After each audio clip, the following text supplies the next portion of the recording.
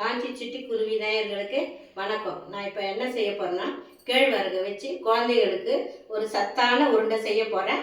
அது என்னென்னு சொல்கிறேன் நான், கேட்டுக்கோங்க.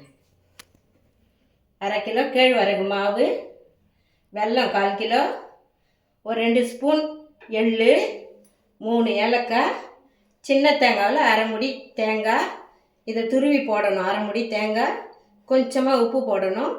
அப்புறம் வேர்க்கடலை 100 கிராம் எடுத்து வச்சுருக்கேன். இது தேவைக்கேற்ப நெய் நம்ம ஊற்றிக்கலாம்.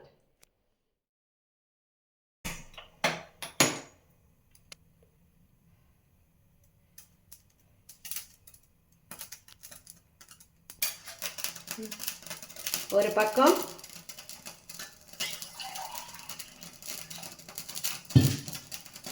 கொஞ்சமாக ஒரு 1/2 டம்ளர் தண்ணி ஊற்றுறேன். 1/2 டம்ளர் 3/4 டம்ளர் தண்ணி ஊற்றி இந்த வெல்லத்தை போடுறேன். கொதிக்கிட்டோம்.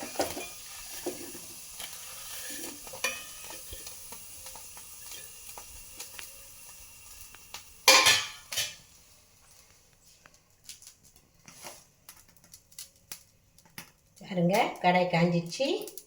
இப்போது சிம்மில் வச்சுட்டு இந்த எள்ளை கடாயில் போடுறேன்.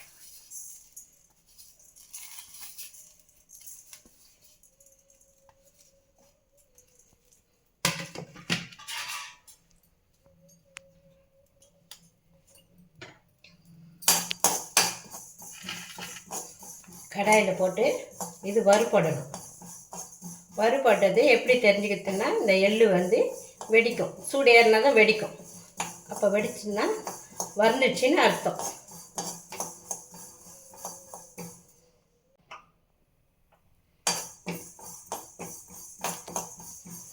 இதுலேயே இந்த 3 ஏலக்காய் போடுறேன். அது சூடு ஏறிச்சுன்னா நல்லா நமக்கு பொடி பண்ணுறதுக்கு சௌகரியமாக இருக்கும்.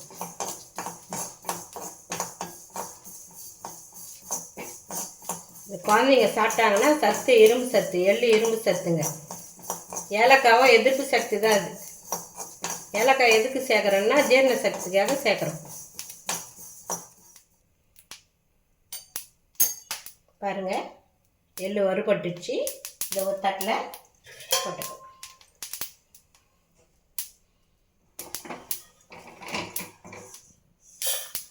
தட்டில் போட்டுட்டேன். இப்போ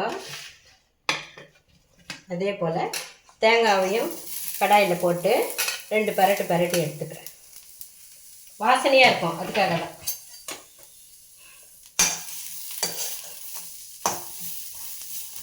இதுக்கு எதுவும் நெய் எதுவும் போடுறதில்ல, அப்படியே பரட்டி எடுக்கலாம் கடாயில். வாசத்துக்காக அதில் சீக்கிரம் கெட்டு போகாது. ஒரு நாள் வச்சு சாப்பிடலாம். வெல்லத்துக்கு பற்ற வைக்கிறேன். இது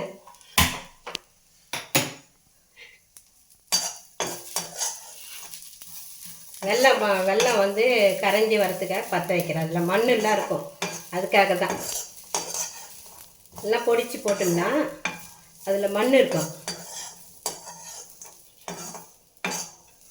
தேங்காயும் வறுபட்டுச்சு. அதை ஒரு தட்டில் போட்டுக்கிறேன்.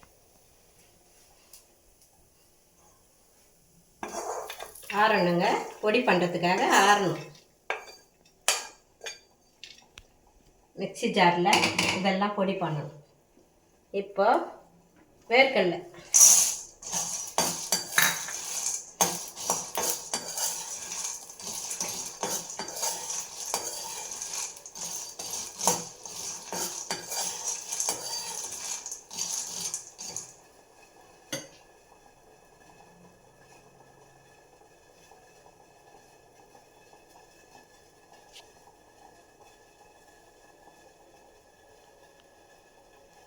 இது வெயிலில் நல்லா காய வச்சு எடுத்து வச்சேன். அதனால் தோல்லாம் நல்லா வந்துச்சு. அழுக்கழுக்கா சூட்லேயே எடுத்தேன். அது எடுத்ததுனால தோல்லாம் வந்துச்சு. அதை இப்போ வறுத்து இப்போது வேர்க்கடலையும் வறுபட்டுச்சுங்க. இதையும் எடுத்துருவேன்.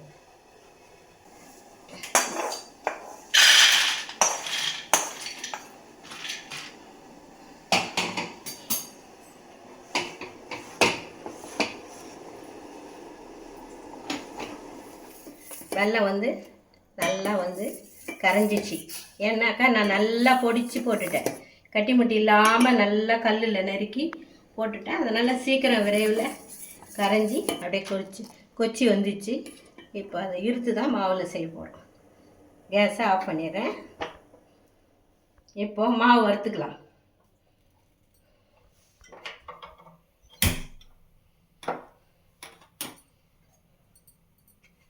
இப்போ மாவை கடாயில் வறுத்துக்கலாம். இது 1/2 கிலோ மாவு.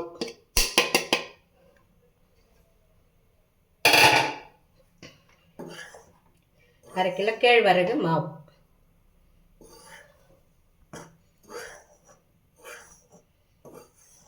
மாவு ஒரு பட்டுச்சுங்க. எடுத்து தட்டில் ஆற வச்சிடறேன்.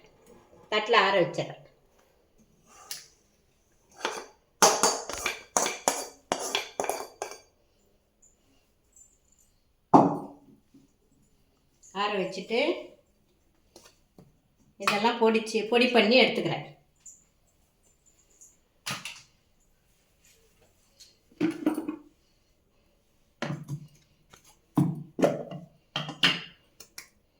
முதல்ல எள்ளும் இந்த 3 ஏலக்காய் இதையும் போட்டு பொடி பண்ணுறேன்.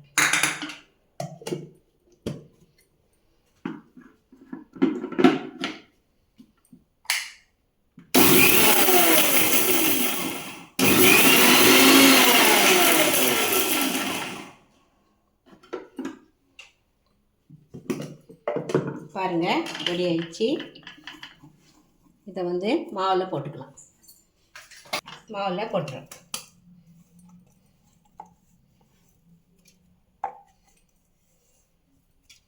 போட்டாச்சு. அடுத்தது வேர்க்கடலை. இது 100 கிராம் வேர்க்கடலை.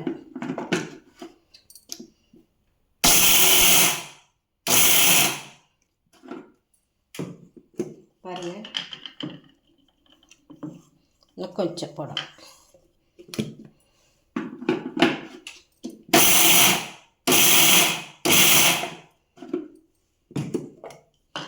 பாருங்கள், ரொம்ப அரைப்படக்கூடாது, இது மாதிரி இருக்கணும். இதையும் மாவை கூட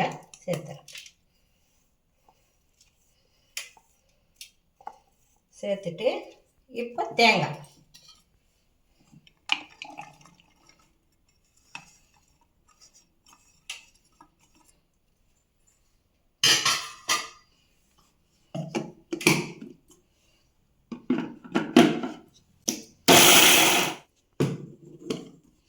பாருங்கள், இப்போ தேங்காய் இந்த பதத்துக்கு.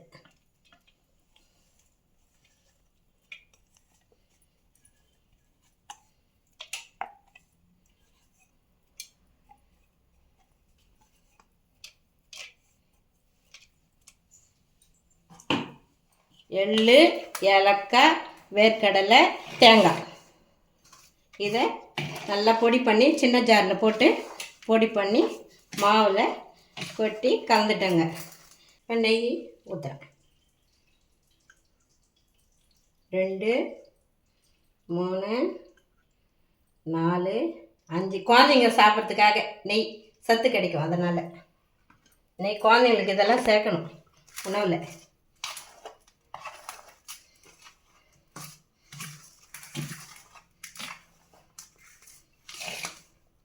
பாருங்கள், நல்லா கலந்து விட்டுட்டேன். இப்போது வெல்லம் தண்ணி கொதிக்க வச்சுருக்கேன்ல, அதை வடிகட்டி உப்பு கொஞ்சம் வெள்ளத்தை கூட கரைச்சி அதை வடிகட்டி சேர்க்கணும்.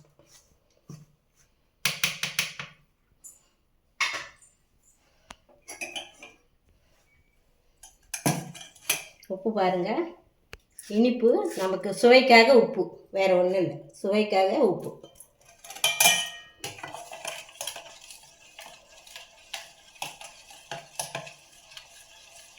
உப்பு கரைஞ்சிச்சு.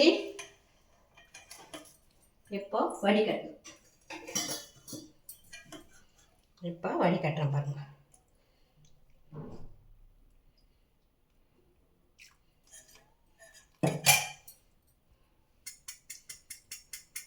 பார்த்துக்கின்னு நம்ம வெல்லம் தண்ணி ஊற்றிக்கலாம். இன்னும் கொஞ்சம்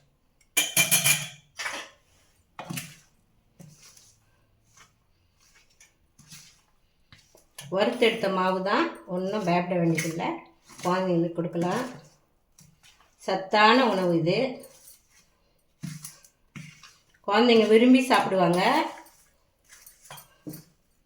எந்த குழந்தையும் இதை வானான்னு சொல்ல மாட்டாங்க, விரும்பி சாப்பிடுவாங்க.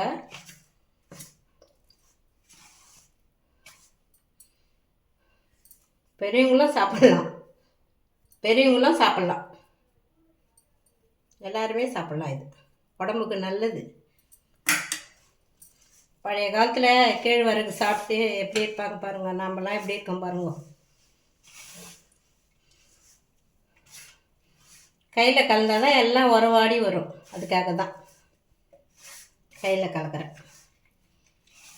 சூடு தாங்காது, அதனால் கரண்டியில் கலந்தாங்க.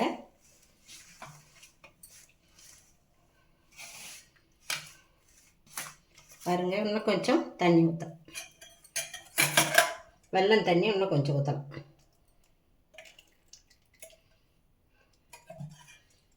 முக்கால் டம்ளர் வச்சேங்க, சரியாக இருந்தது.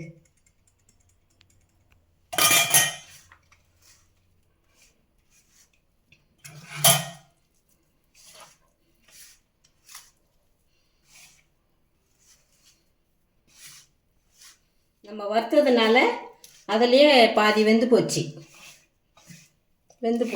போன இப்போ உருண்டை இட்லி சட்டியில் வச்சு உருண்டை பிடிச்சி வைக்க வேண்டியது தான். கரெக்டாக போச்சு பாருங்கள், சரியாக போச்சு. இதை பாருங்கள், இப்படி பிடிச்சோம்னா இப்படி வரணும். இதை பாருங்கள், பிடிக்க வருது பாருங்கள்.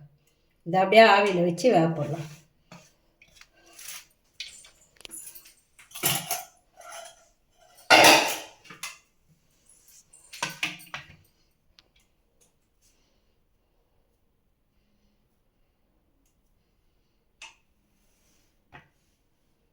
சத்தான உருண்டை, குழந்தைங்களுக்கு சத்தான உருண்டை. விளையாடினே சாப்பிடுவாங்க. பிஸ்கட் சாப்பிட்றாங்கல்லங்க, அதே போல் தான் இது.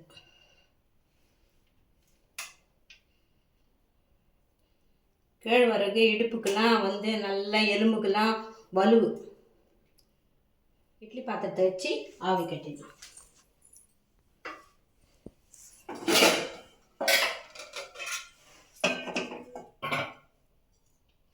இட்லி பாத்திரத்தில் கொஞ்சமாக தண்ணி ஊற்றி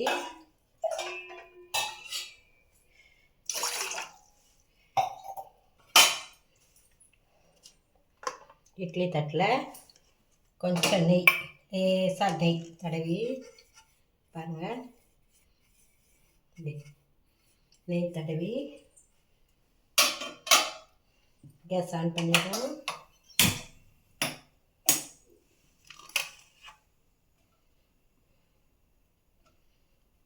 குழந்தைங்களுக்காக நம்ம நேரத்தை ஒதுக்கி குழந்தைங்களுக்கு இந்த சனிக்கிழமை, ஞாயிற்றுக்கிழமை, லீவு நாளில் இது மாதிரிலாம் செஞ்சு கொடுத்தோம்னா சத்து, உடம்புக்கு சத்து, ஆரோக்கியம், உடம்பு ஆரோக்கியம். பாருங்கள், இப்படியே வேகட்டும். இது 10 நிமிஷத்தில் வெந்துடுங்க. பாருங்கள், இப்போ வெந்துட்டு இருக்கோம். கேஸ் ஆஃப் பண்ணிடுறேன். இப்போது உருண்டை எடுக்கணும்.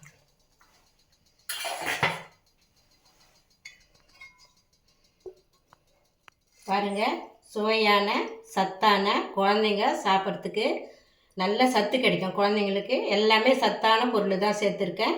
எள்ளு சத்து, வேர்க்கடலை சத்து, நெய்யும் சத்து, தேங்காயும் நல்லது உடம்புக்கு, கேழ்வரகு நல்லது.